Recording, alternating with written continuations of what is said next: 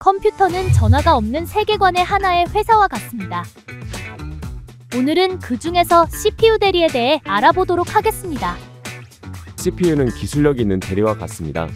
대리는 자주 쓰는 자료를 L1, L2, L3 캐시 서랍에 보관해 빠르게 꺼내었습니다.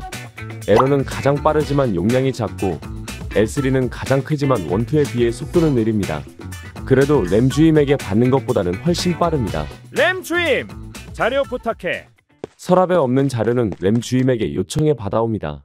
게임 작업은 순차적으로 처리되는 부분이 많아 싱글코어 성능이 중요하지만 최근 고사양 게임은 여러 대리 간의 협력도 점점 중요해지고 있습니다.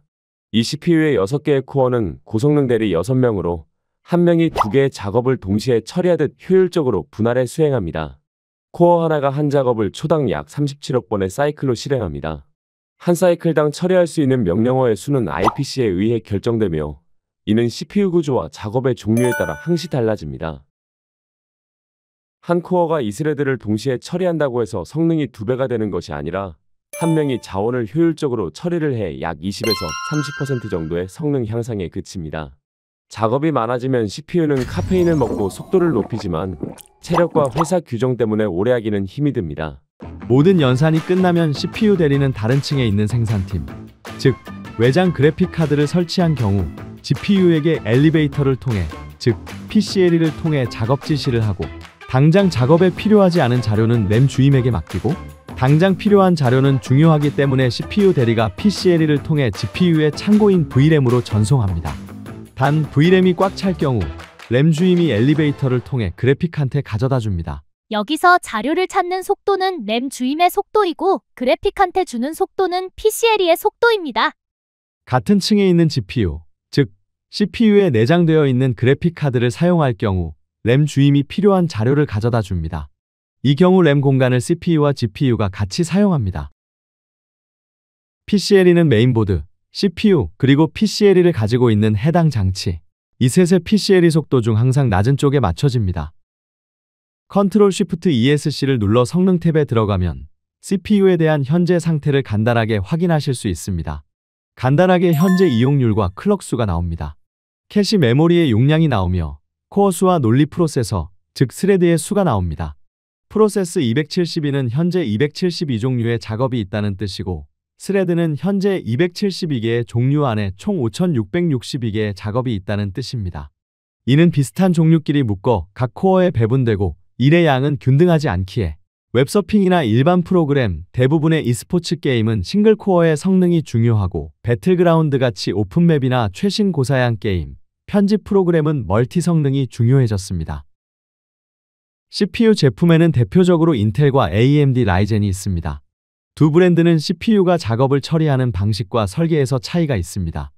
인텔은 높은 IPC와 공격적인 부스트 클럭으로 싱글 스레드 성능이 우수하지만 가격이 상대적으로 높고 전력 소모가 큰 편입니다.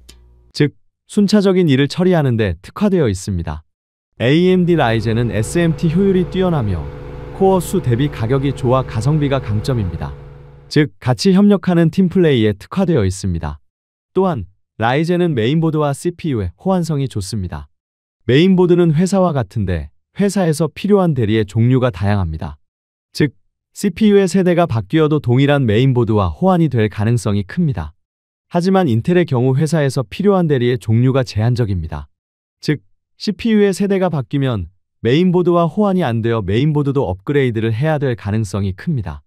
하지만 최근 세대에서는 인텔도 멀티코어 성능이 크게 향상되고 AMD도 IPC를 개선하여 성능과 가성비의 격차가 점점 줄어들고 있습니다.